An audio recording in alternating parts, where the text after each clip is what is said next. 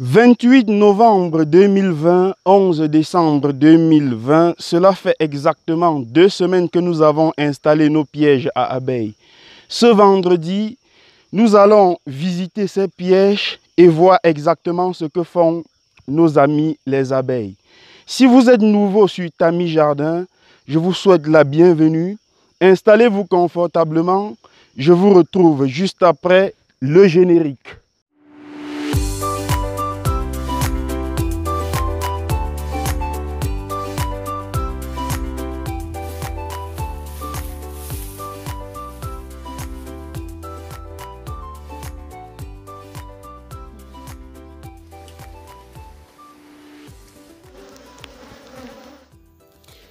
Avant d'entrer dans le vif du sujet, je prierai aux nouveaux abonnés de la page de regarder nos anciennes émissions sur l'apiculture.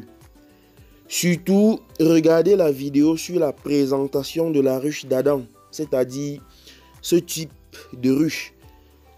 Ensuite, vous pourrez aussi regarder la vidéo du 28 novembre 2020, le jour même de l'installation de ces pièges à abeilles.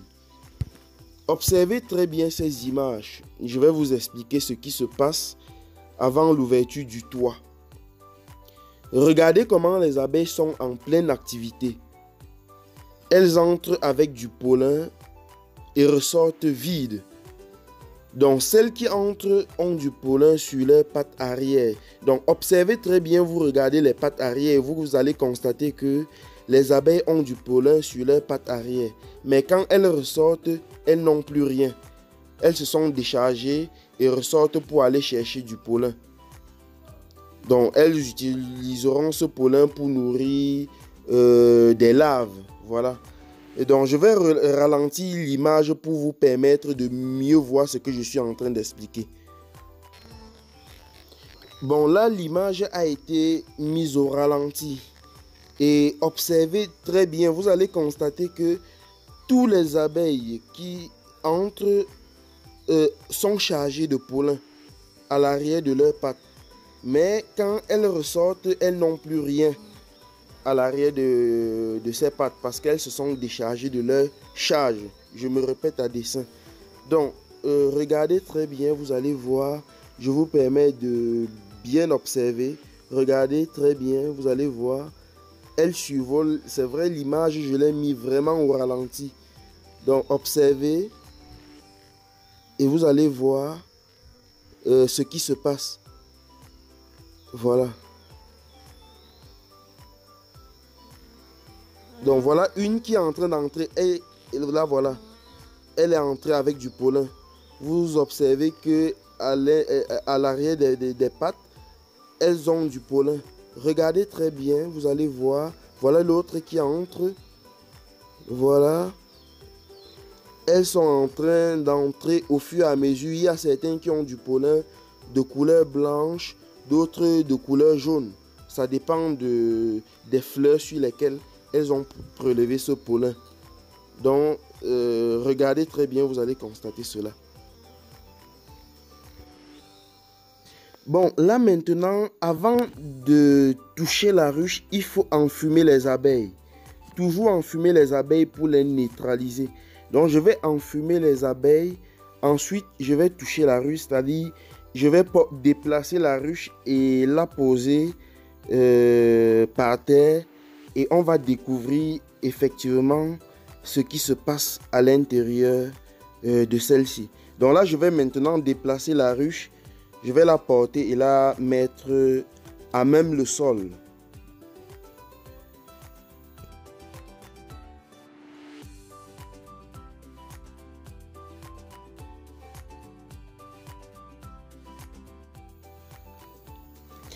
Bon, là maintenant, je vais ouvrir le toit et vous allez constater avec moi ce qui se passe à l'intérieur de la ruche. Donc, observez très bien, j'ai mis la vidéo au ralenti. Les deux premiers cadres de la gauche, vous allez constater que ces deux premiers cadres sont collés. Et ces cadres sont collés justement parce que je n'ai pas mis des porte-cadres et je l'ai fait à dessein. C'était justement pour vous expliquer le rôle pour vous montrer véritablement le rôle de ces porte-cadres. Donc là, comme il n'y a pas de porte-cadre, les abeilles ont poussé ces deux, du moins une règle, et ils l'ont collé sur la première règle. Du coup, les deux règles sont collées, ce qui compliquera la récolte. Donc, j'ai fait ça justement à dessein. C'était pour vous montrer le rôle, l'importance du porte-cadre dans l'apiculture professionnelle. Donc, vous voyez justement que les deux premiers cadres sont collés. Vous voyez? Et c'est parce qu'il n'y a pas de porte-cadre.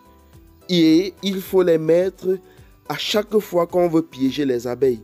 Parce que cela facilite la transhumance. C'est comme ça qu'on appelle, c'est-à-dire le déplacement d'une ruche de son endroit provisoire pour son endroit définitif, pour le rucher.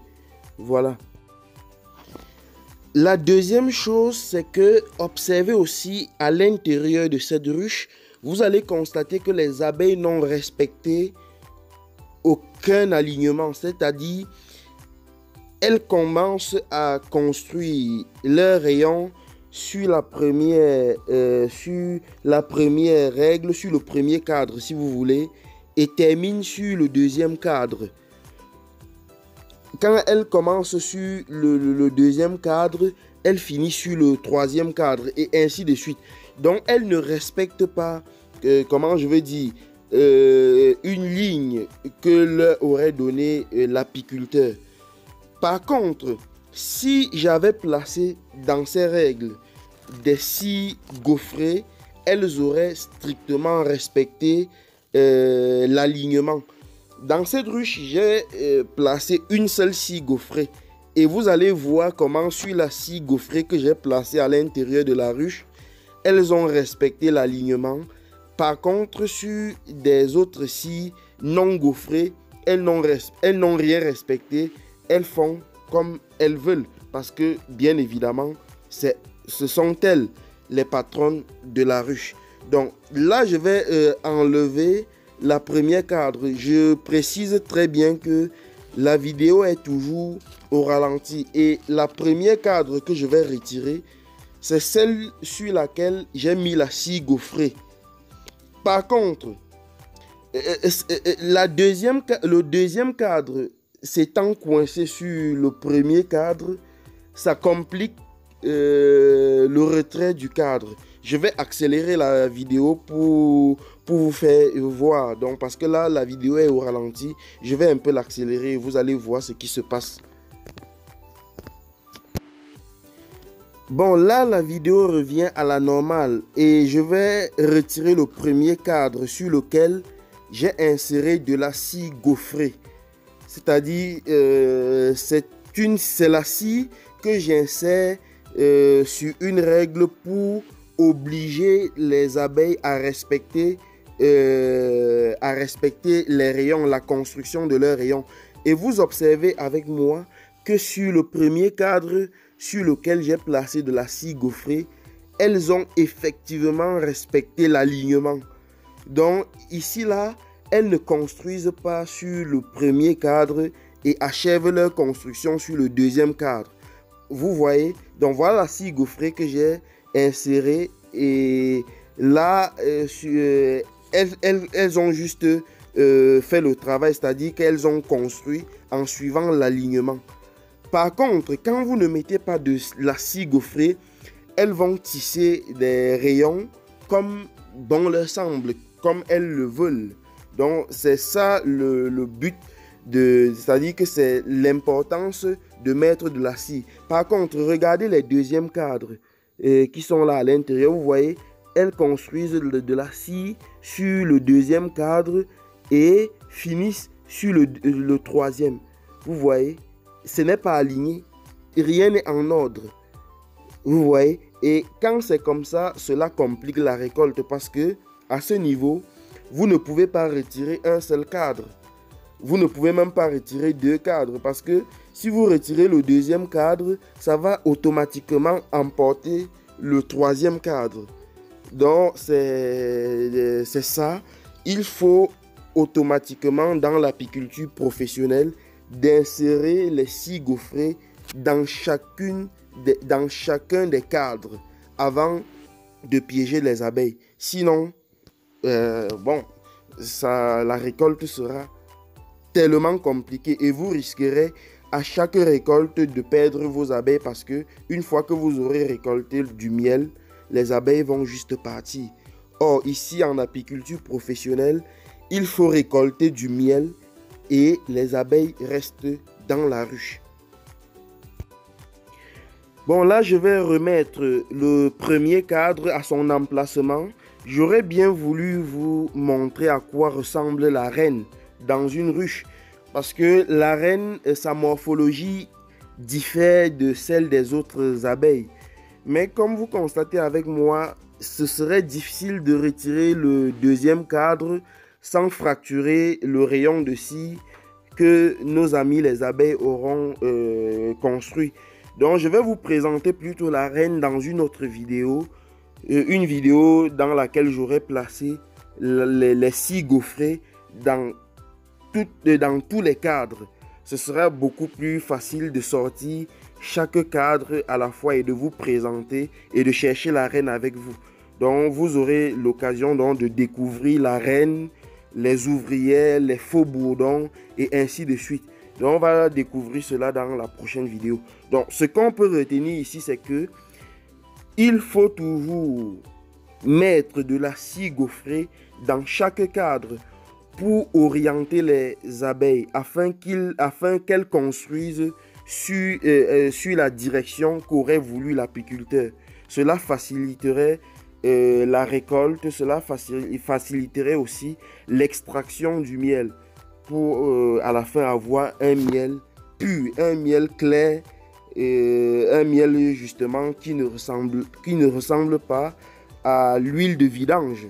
Parce que vous savez, on a souvent l'habitude de voir certains miels qui ressemblent un peu à l'huile de vidange. Ici, là, le miel doit être propre, clair et limpide. C'est la fin de cette émission du vendredi 11 décembre 2020.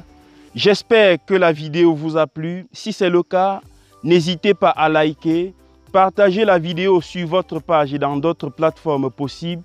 Et enfin, abonnez-vous sur Tami Jardin sur Facebook, Tami Jardin TV sur YouTube, les 2 plus grandes plateformes des passionnés d'agriculture, d'apiculture et d'élevage.